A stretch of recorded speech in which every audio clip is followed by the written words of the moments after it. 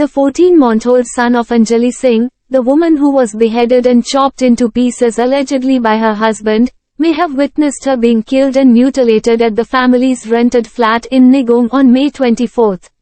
The child was crying for his mother while the killer, Mintu Singh, was slitting her throat, said an officer privy to the investigation, and after she was beheaded, he dismembered the body at the waist, he added.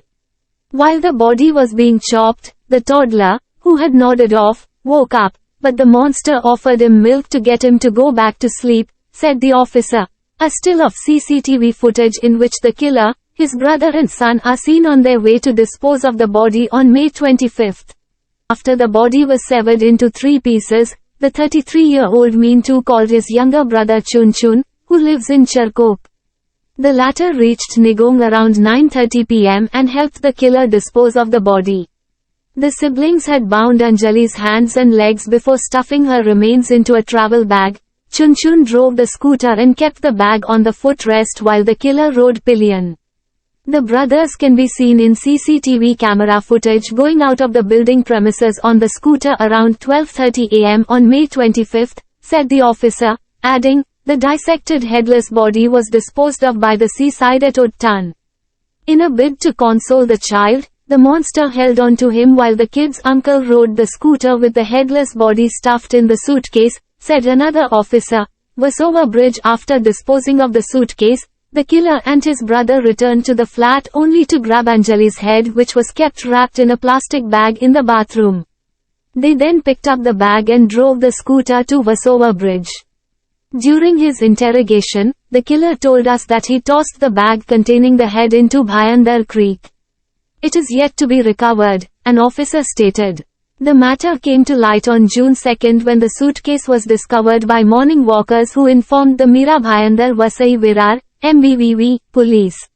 The bag was filled with maggots and smelt like rotten meat, said an officer. Solved within 12 hours as the case was a challenging one for the Uttan Sagari police, Dadaram Karande, the in charge of the police station, and his team looked into the matter while crime branch sleuths conducted a parallel investigation.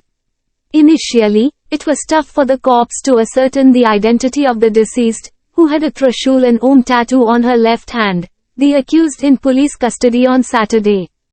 The investigating team approached the private firm that had manufactured it.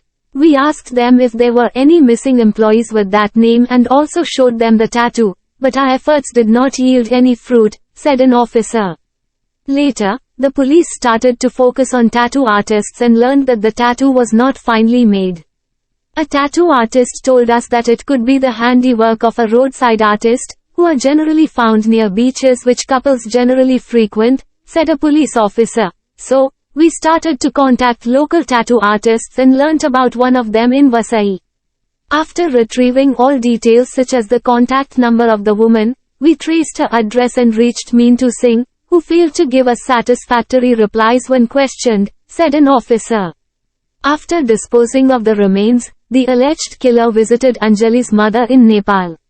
He told his mother-in-law that Anjali had left the house after a quarrel and asked her to take care of the child until she was found, said the police. Chunchun and Mintu Singh on their way to get rid of Anjali's remains on May 25. The Sagri Uttan police also seized the bike which was used by Mintu.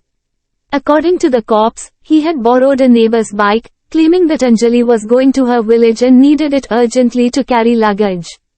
On Sunday, the Uttan Sagri police recreated the scene and took Mintu and Chunchun to his Naigaon flat. The cops are looking for Anjali's head in Bhayander Creek.